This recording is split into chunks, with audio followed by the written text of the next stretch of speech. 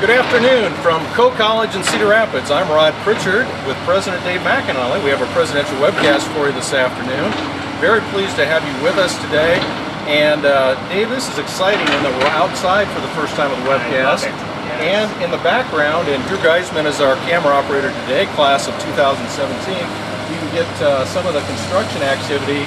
And we are positioned on the pub patio this afternoon, on what I would call the north side of the pub, between the pub and EB Fieldhouse. And the construction activity you see is right beside the auditorium, which will become the wraparound portion of the new athletic and recreation complex. And Dave, that gets us right into the webcast today. So welcome. That's great to have you back.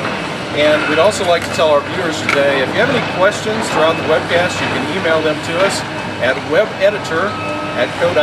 That's webeditor@coe.edu, and we'll ask your question to President McInally. But really exciting, Dave, the biggest summer of construction in Coe history, Make Your Move campaign. We officially broke ground on April 30th, and as we can see with our background to our webcast, there's lots of dirt being moved right now. That's right. Yeah, it's a great sign for any college campus when you've got trucks. We'll be shouting over the construction noise, which is a pleasure to do. We'll be doing it all summer long, as a matter of fact. And you see some dirt being moved, so projects are underway. And as I know you know, Rod, and I think many of you may be aware that the Make Your Move campaign has two big elements to it. It's a renovation of Hickok Hall and of EB Fieldhouse, and substantial additions in both cases. So we've got some video that we'll show in just a few minutes of the Hickok project, but let's talk through that first.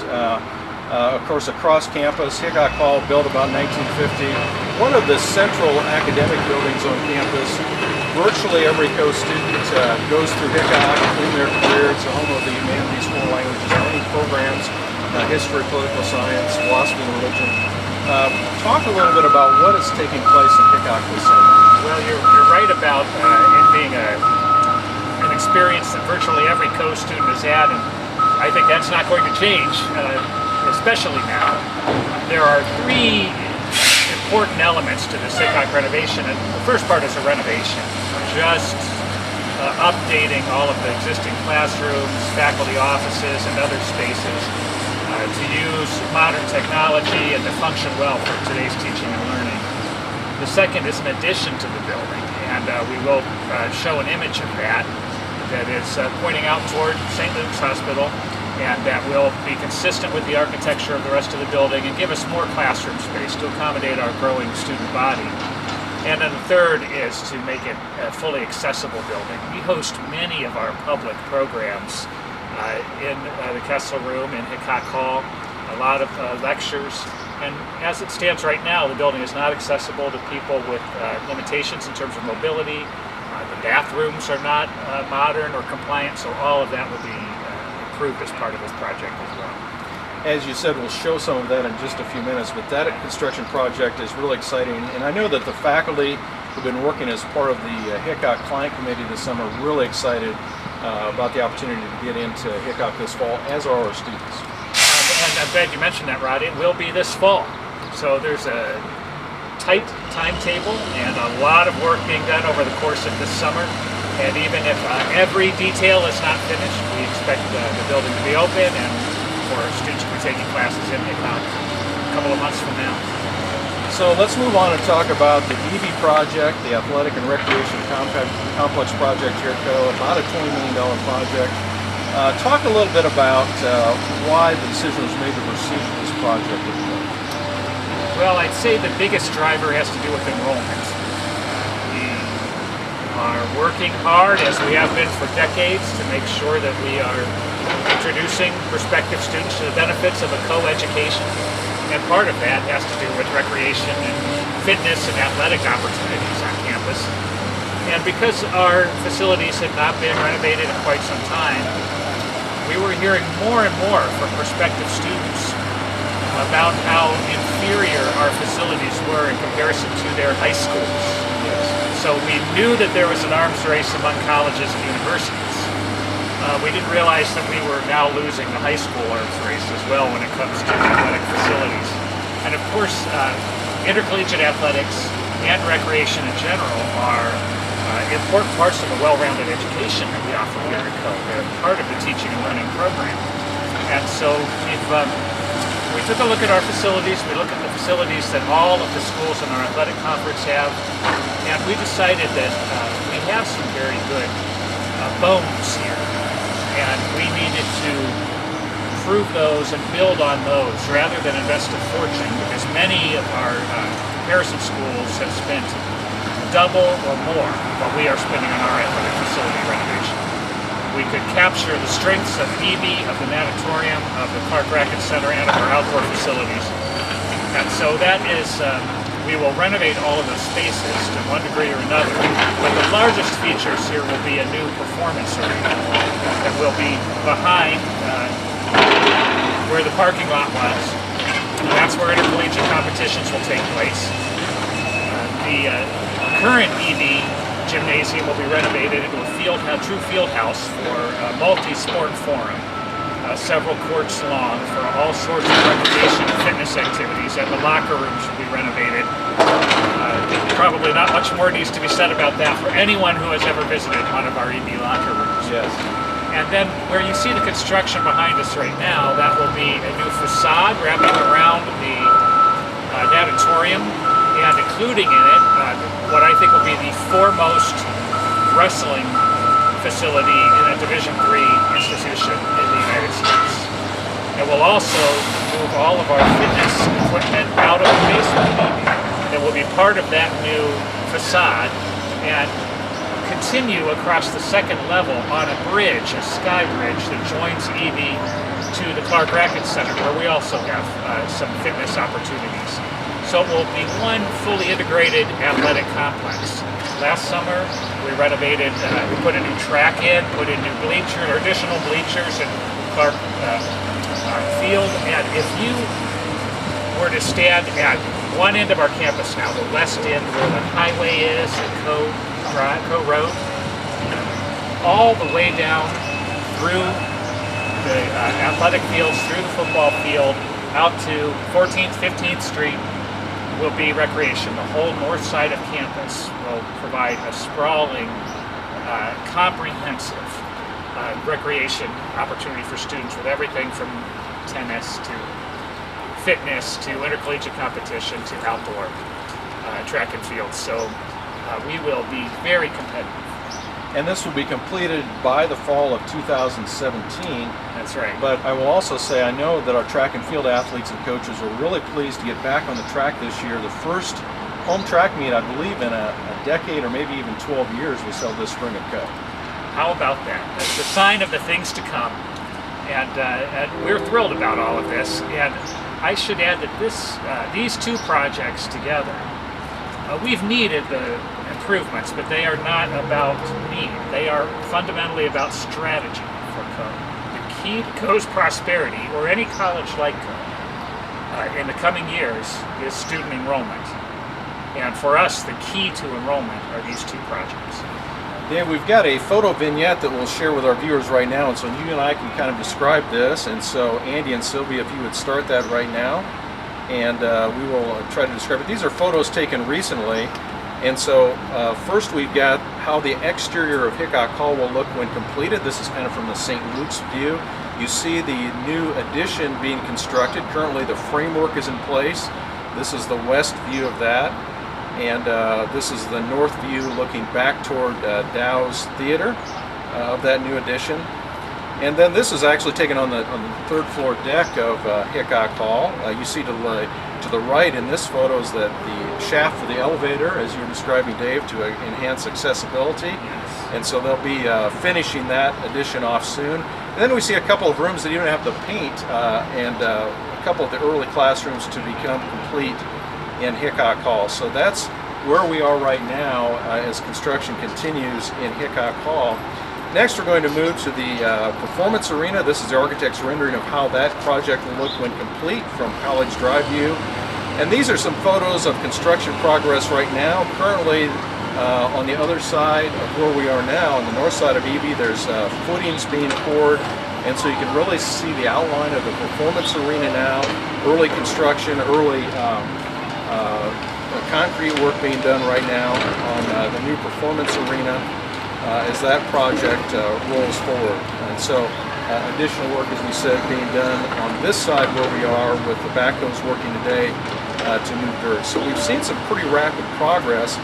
And now, Dave, you might describe, as you did a few minutes ago, these are the architect's renderings of some of the interiors of the new performance arena, EV, and the athletic complex project. And this will be the new performance arena. You can see the concourse is the image before you right now. You'll enter at that level and move down into the arena. These are the renovated locker rooms. Huge step forward from what we currently have.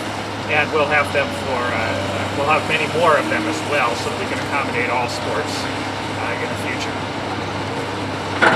This is the new fitness area that will be in the facade that is being constructed behind us. This is the second floor, the bridge level of that, and you can see what a delightful experience it would be to be able to work out somewhere other than the basement. You're seeing the wrestling room in front of us right now, and much more to come on that. This is the view from about where we're sitting right now, the south elevation. The campus view of how it will look when completed. And so, again, lots of excitement at Coe. I know the students will be really surprised when they come back here in about 6 weeks, because when they left, of course, this project was not really underway. It started the day after graduation, and now there's lots of things that have been done. That's right. You might talk a little bit about where we are as far as funding and fundraising for the Make Your Move campaign. We had a huge kickoff on campus at homecoming last year. Lots of enthusiasm about that. The fundraising really has gone well. The financing has been put in place. And I know that we're still looking for funding to leverage one of the grants that we received. So you might talk a little bit about that, the funding initiatives with the Make Your Move campaign. Well, these two projects together are about $24 million. As I mentioned, we are getting much more for this money than I think many similar schools have been able to do. So we've had little difficulty, I think, in getting donors excited about it or arranging for financing, because it is a very exciting, substantial project, but being managed, I think, with great efficiency. The $24 million price tag. Right now, we've raised about $11 million of that, thanks to our incredibly supportive and generous trustees and alumni and friends of the college. And we think what will put us over the top is a challenge, a wonderful challenge from the Paul Perrine Foundation that has been so important to Coe throughout the many decades. And they have agreed to contribute $3 million to this project if we can match it with $6 million. So for every dollar somebody gives, there's another 50 cents added on, thanks to Paul Perrine. And we have about $3.5 million more to go on that. We have some temporary financing to bridge us through this period while we're completing the fundraising. But if we do that, if we can earn all of the Paul Perrine funding, and I'm confident that we can, with the help maybe of some of you and others who are with whom we're meeting around the country over the summer. And if we can do that, then this will add no financial burden to the students. The arrangements have worked out so that we are able to contribute these, add these contributions to their experience in and out of classroom here without having to place any of the burden on tuition. And we are so grateful to the many donors who have made that possible, but we still have a little bit of work to do to achieve that. I know you've held alumni meetings around the country, and those will continue, as well as some individual visits to get alumni excited about this campaign. Yes, and they are. They are, and I think seeing images today will only fuel that excitement further. And so we would wrap this portion of the webcast up by saying, if you've got any more, if you need any more information, contact us. And the website to look for more information is alumni.co.edu/makeyourmove. So we've got more information, more photos. It's a plethora of information about these great projects we're doing. Check in from time to time. It'll be fun to see the progress. Switching gears now, one of the things that we were working on last summer was drafting the new strategic plane for Coe. Yes. And it's a plan that actually technically starts right now, the beginning of July, as we begin our 16-17 school year, extends over 5 years, or will end in June of 2021. And I know that may seem like it's a ways away, but it really isn't. I mean, it's right around the corner. And so we went through the process last summer with a committee of faculty, staff, students, alumni, trustees, and others. The strategic plan was written, it was approved this school year by the Board of Trustees, and now we're at the implementation phase. And so talk a little bit about the strategic plan and what is really driving the new strategic plan for Coe. Well, it can be, because we have this Make Your Move campaign that we just discussed, and a strategic plan about to begin, it can feel a little breathless, right? Because the Make Your Move campaign is the culmination of our last plan.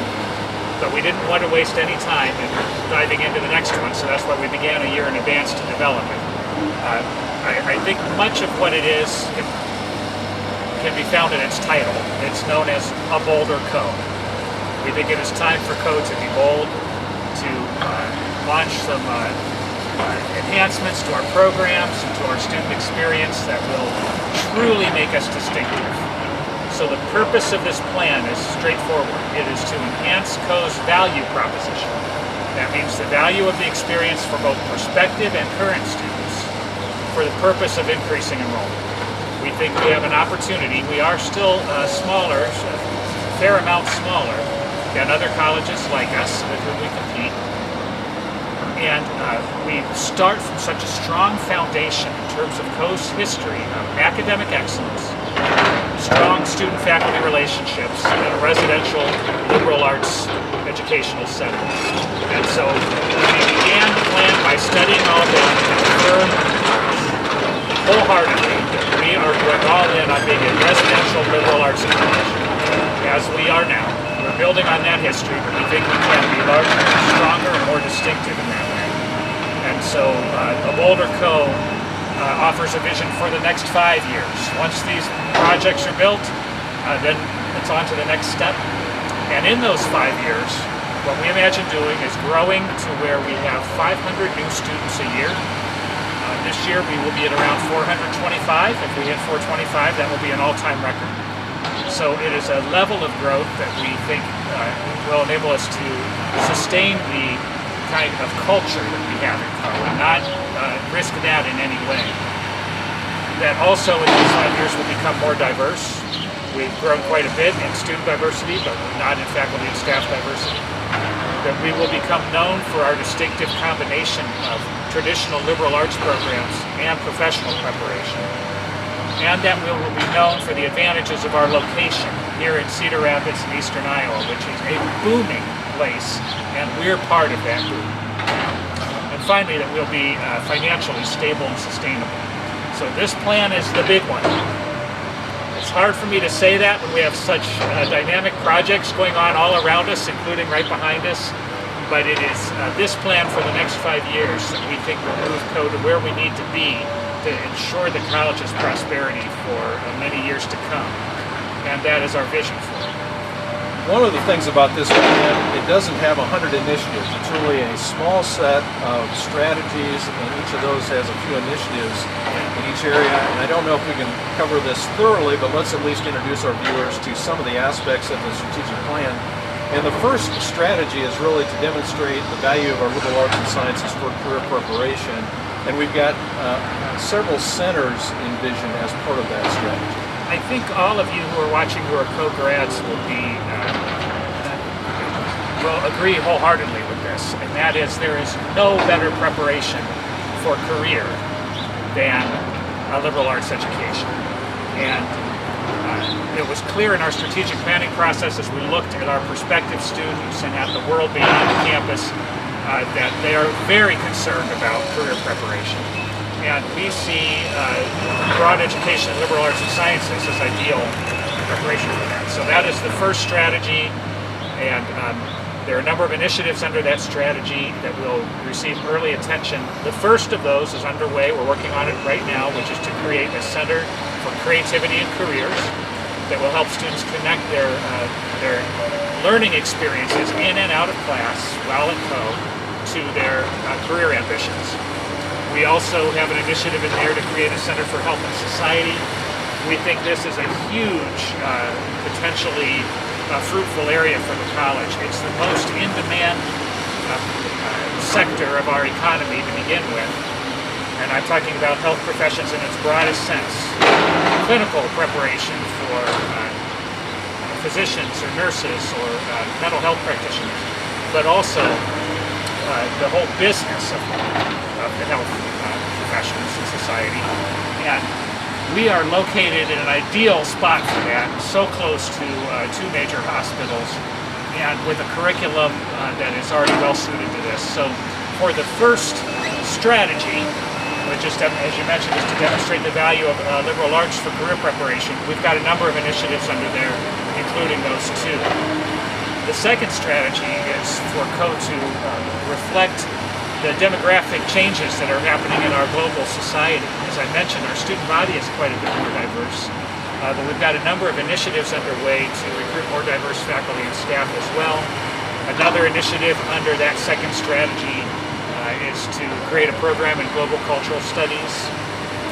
So all of this will be unfolding over the next 5 years. And then the third strategy is to make sure that our facilities are more competitive with other colleges like us. You see the first step toward that going on behind us now. So we're confident that with those three strategies, with a small number of targeted programs that can become highly distinctive, whether it's in the health professions or in global cultural studies or others, that we will be able to demonstrate the enhanced value of the Coe experience and achieve our enrollment goals. A couple of things I wanted to emphasize, Raymond, about what you said was, and especially to alumni who may not have moved back to Cedar Rapids or Coe for a while, come and visit the Coe campus in Cedar Rapids. It is a booming, happening place, especially post-flood. And the first two initiatives that you mentioned, the Center for Creativity and Careers and the Center for Health and Society, fit hand in glove with the growth that we're seeing in Cedar Rapids and really give us and our students advantages they might not receive at other small colleges. No, that's exactly right. That's our plan. I suspect that some of you will be eager to see the whole strategic plan. We have it on the website. I don't think we've yet released the link to it, but we can do that in an upcoming alumni newsletter. I think we'll be doing that as we go into the fall, releasing more about this. Okay. So you'll be able to see the details then. And one thing I know has come up in previous webcasts, enhancing the performing arts is part of this plan. That's right. There are certain things that no matter how much online education evolves, there are certain things you can only do in a residential setting. Intercollegiate athletics is one, and as well as other intramurals and recreational activities. That's why you see that project going on. But the performing arts is another. And our facilities there are a little tired out as well. And we know we've got to complete this project first, the Make Your Move project first. But after that, among other items, we'll be turning our attention to the performing arts. So an aggressive strategic plan for now over the next 5 years, but we'll be working on it and it'll be a real priority for all of us. That's right. Yeah, you'll be hearing a lot about it in the years to come, but remember that name, Bolder Coe. Let's talk about campus news. Even though most of the students are gone, we do have students on campus for research, but most of the students are gone. The work of the college continues, and we actually have a new campus leader who just started working this week, and that's our new provost. Can't wait to introduce her to all of you. Paula O'Loughlin is our new provost. As you mentioned, Rod, she began this week. She is a distinguished professor of political science and has been involved in numerous academic administration leadership roles as well, most recently at Gustavus Adolphus College. We had, well, in all of my years in higher ed, I've never been involved in a more positive search experience than this at any institution. The way the community rallied together to decide how the new provost position should be defined and who we should seek, and across the national search that led to this very successful outcome. Paula was our consensus first choice. I think the college community will be thrilled to meet her, and I can't I can't celebrate Paula's arrival without also acknowledging Mayor's years of service as Vice President and Dean of the College, Dean of the Faculty, and Maria's on part-time to help us with the transition. And with her help, Paula is already off and running here in her first week. One of the things I appreciate about Paula is she is extremely student-centered, which fits hand in glove with our philosophy of co-creation. That's right. And I can't help but mention once again, we couldn't have staged this better today, Dave, with this backhoe in the background, and right now they're breaking up the sidewalk that was right beside the auditorium, and so Drew Geisman, I assume you're capturing that back there. That's more interesting than the camera being on Dave or me this afternoon. That's right. But it's great to see that activity going on. We've had some rain here in Cedar Rapids the last week or so, and the last couple of weeks. It's nice to see that they're able to move ahead despite some wet conditions there. We've had some facility enhancements. We talked about this before. In fact, we had our last webcast in the new Learning Commons, and that was well utilized by students and members of our campus community this past school year. We've also had some new specialized rooms or areas open in Gage Memorial Union, or right beside. So you might describe those rooms that are open kind of throughout this school year. That's right. It's in fact, we have an exciting dedication coming up this fall for one of them, the new Intercultural Center, which is in the space that was the Writing Center most recently before the Learning Commons opened, and the admissions office, and goes deeper past. EB or Gage Annex is what we... Gage Annex. That There's one I haven't heard before. Yeah. And so the Intercultural Center was designed by students with the help of alumni, and it is a fantastic space. A lot of colleges and universities are developing such spaces. Coe got out a little bit ahead of that with a wonderful space that we invite the whole community to come and see. We've also opened in the last semester a queer resource center and a reflection room that can be used for prayer, that is inviting to people of all traditions. And so our student center, Gage Union, is now starting to look more like an actual student center. And in terms of we have fewer administrative functions there and more student spaces. And that is also consistent with where we're going in our strategic plan in terms of a more diverse institution in all ways. One of the groups that was started by our Advancement Alumni Office in the last year that has really gained traction is the Coe Corridor Network, where we've had some alumni who now meet on a regular basis. It's informational, it's social, and they're also starting programmatically to get more students involved with internships and links to career opportunities. And I know we're going to be leveraging more of those relationships in the future. So talk a little bit about the new Coe Corridor Network. Well, that's an acronym to remember, the CCN, the Coe Corridor Network. We are so blessed with alumni around the country and around the world, and including all of you who are watching us here.